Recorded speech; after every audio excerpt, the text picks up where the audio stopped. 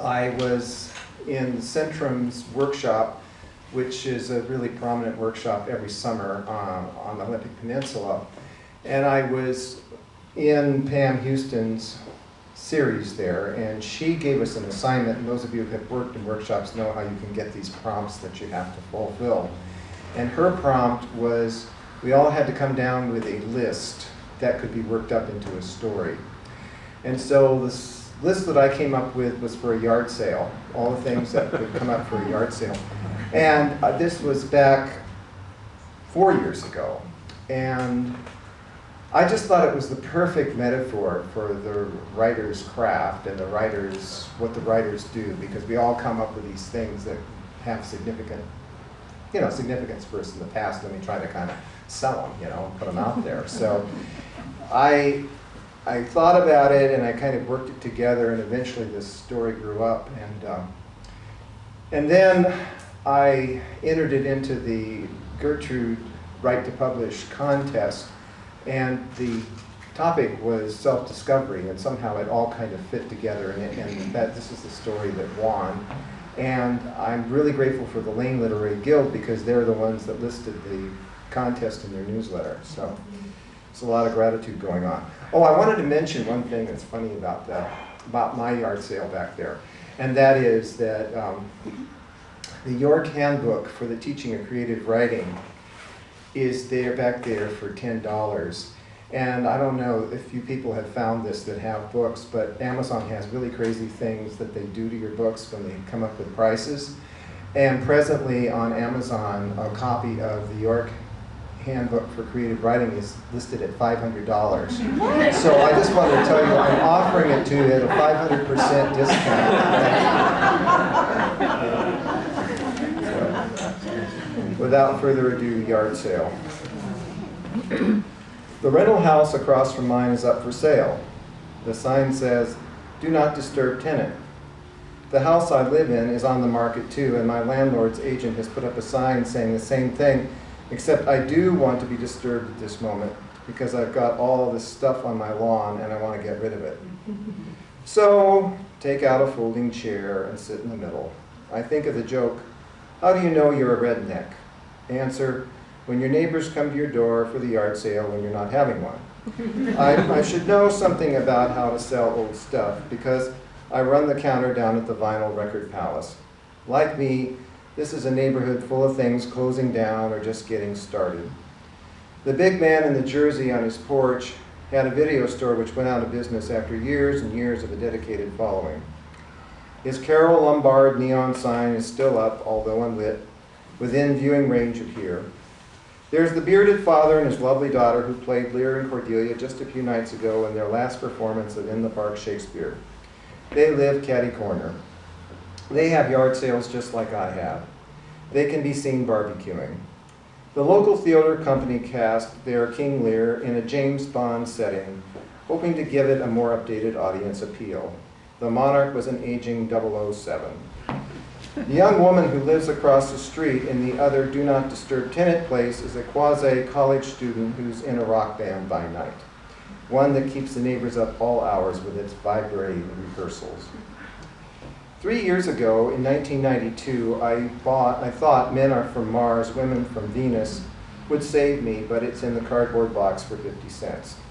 The sun shines down as I lounge in my folding chair, and I think about the song from the 50s, sitting in the sun counting my money, with Frankie Lane being happy with what little he owned.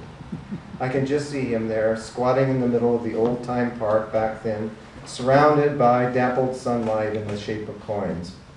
I, for one, haven't much to my name other than this rented rectangle of property with 660 square feet of house. In with Men Are From Mars, Women From Venus is a copy of I'm Okay, You're Okay, which I bought in 1975. I thought there might be a time when my wife and I might bring our two planets together. However, we used to become so angry that we were reduced to writing notes back and forth on the same yellow college ruled pad. It's in one of the boxes too, cleared of its messages, 8.5 by 11. She was so tender and open when we first met on the East Coast. I was going to school there. She described herself as Sweet Nell from the farm. But things didn't work out. Nevertheless, her understanding of what it's like to be vulnerable served her well in times following the divorce. For a number of years, she worked as a receptionist in a large nursing home and was the face of friendliness for that place. She helped the residents write their letters one word at a time.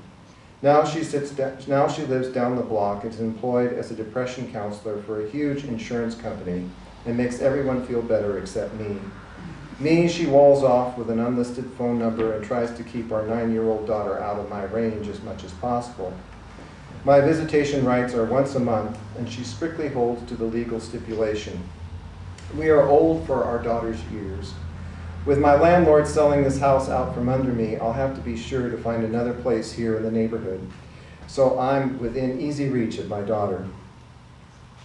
A young woman in aquamarine pantsuit comes onto my lawn, takes in my yellow weathered house with the bare board stairs, and quietly surveys my net bin of toys that has the honeybee tree game, my daughter no longer wants it, says she's too old, along with an 80s version of Clue. The cover is like a poster of a Hollywood movie, 1985. Not at all the style of the original 1940s characters.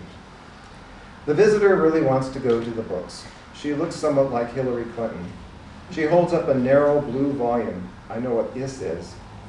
It's called The Sensible Man's Guide to Drinking, 1985. How I use that advice.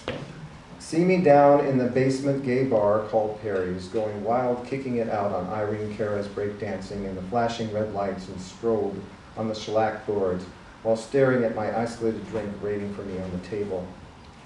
This book, she says, holding it up. This book doesn't work very well, does it?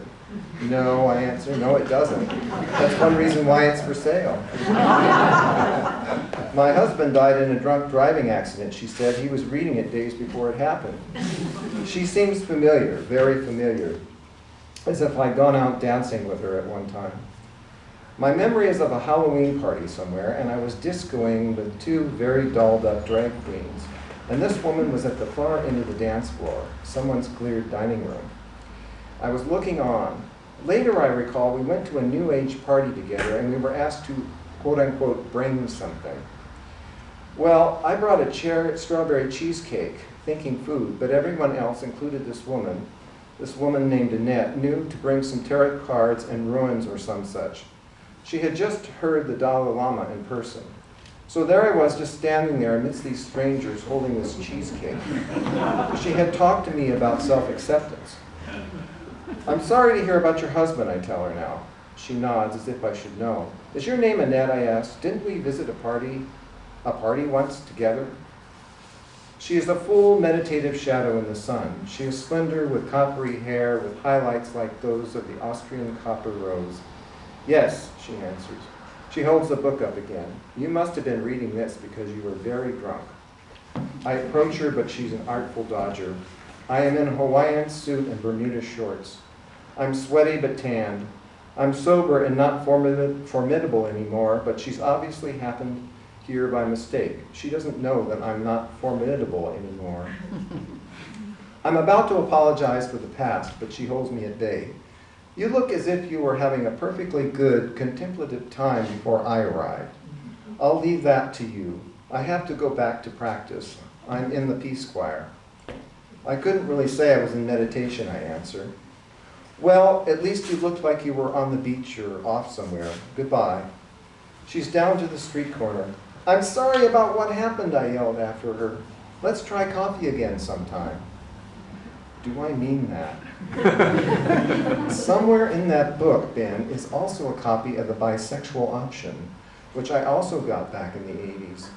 The double vinyl album of Donna Summer's Bad Girls testifies to that odd violet, and that's saying violet, not violent, violet time when I was experimenting before marriage. I danced within the Oval of Disco in, of all places, Moscow, Idaho. They had huge white stuffed leather lizards in the waiting area. The Oval was like Donna's continuous songs fading into one another. Sunset People, Dim All the Lights, Hot Stuff, and Bad Girls itself. I learned to dance in bars back then by answering a TV offer, Master Disco in 3 days, which came with a book, and for all those who called in immediately, a set of glow-in-the-dark footprints to guide your steps. There's still a phosphorescent footprint or two lying torn at the bottom of one of the bins. Donna's album is there with them, and although it is still a hot item at my record palace, I don't want to sell my own double platinum to my customers. I remember pulsating around that dance floor in that mountain town with my shirt open, still staring at that isolated drink.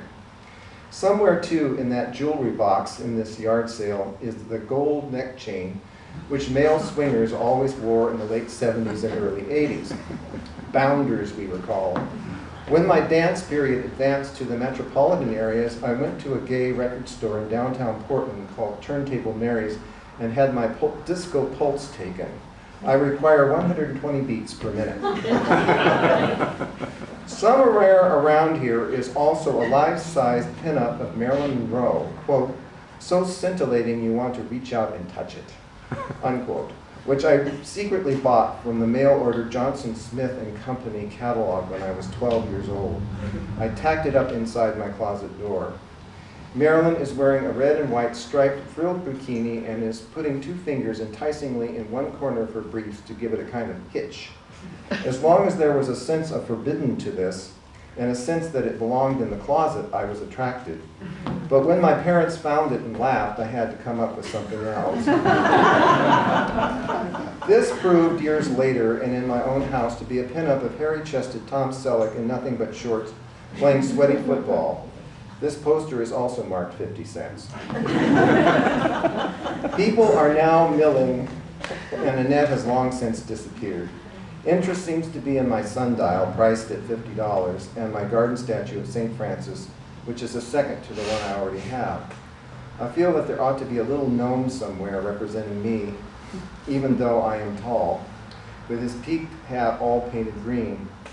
If I were to take a break right now and someone were to steal all my loot, it wouldn't be a great loss. So I go to the kitchen and get a drink from the tap. Through the window, I see two sun-browned cyclists go up the street, as they do every Saturday at this time. I heard that they are nurses down at the Carlton Park Hospital and strip down after work so they can get heavy exercise on their way home. This hill can be a killer. And down the slope and on another bike, and tan too, is my former lover, Cleveland, who I hope is just passing through and isn't stopping.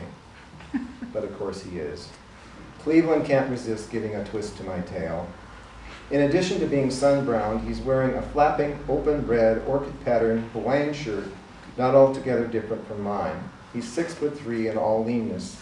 He was first retired military, then made a hit on Oahu with his sculpture. He was known to sell a bas relief of a javelin thrower based on the World Track meet here in Carlton Park for $5,000. He's utterly insane. I used to visit him in the Oregon coast in his trailer, rocking back and forth together with him in bed while he resisted safe sex. There was static between us from the beginning, but eventually I got my way, thank God. He never told me what his HIV status was because he refused to be tested, but I feel absolutely sure I would be positive if I'd lost out on that very struggle which broke us up. Cleveland very much reminds me of the time I was swimming in an indoor pool without my contacts,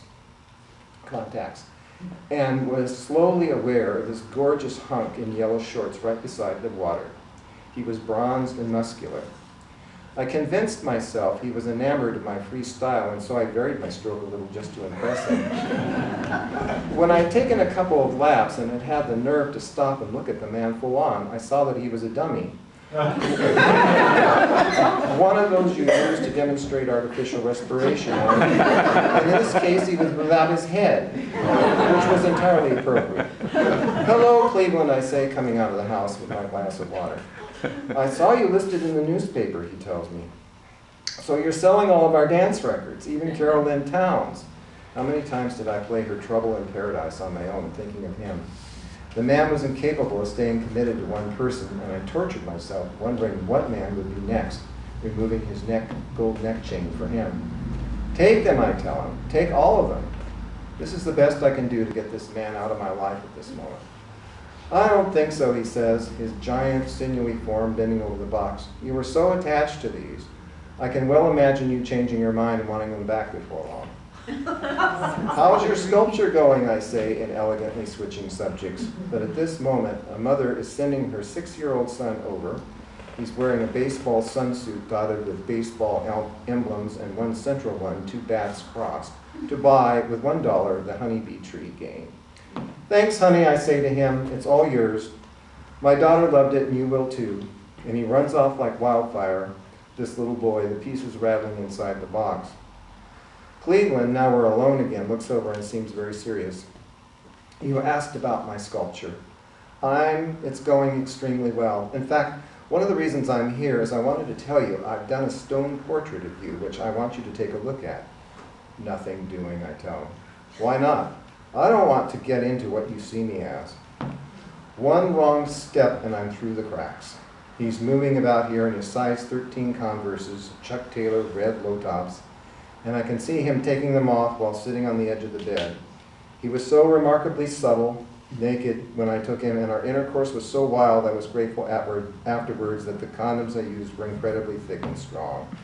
But if I let my mind take me back that far, then already I'm following him home to have a look at my stone portraiture. I'm basically signing up with Medusa all over again to return to the thing I'm not. Buddy, I say, holding out my hand, it was good to see you, but I need to look after my sail. Without another word, he's on his bike and away, his gray, somewhat sun-streaked hair, long for him, waving behind him. I've stopped having birthdays, he said once, but this man must be 55 and still a knockout if he is a day. The people continue to buy, in one case, my pirate's treasure chest, which I got from the Crest dime store when I was a child. A pirate's face with a handlebar mustache is just below the slot on the top. It's hand-painted and cast-molded, and I tell the neighbor, the one who had the video store, that when he pays me, I tell him all that when he pays me the 75 cents. There is a whiff of burning debris somewhere, and as a one-note prelude to autumn, I'm aware the sun is lowering.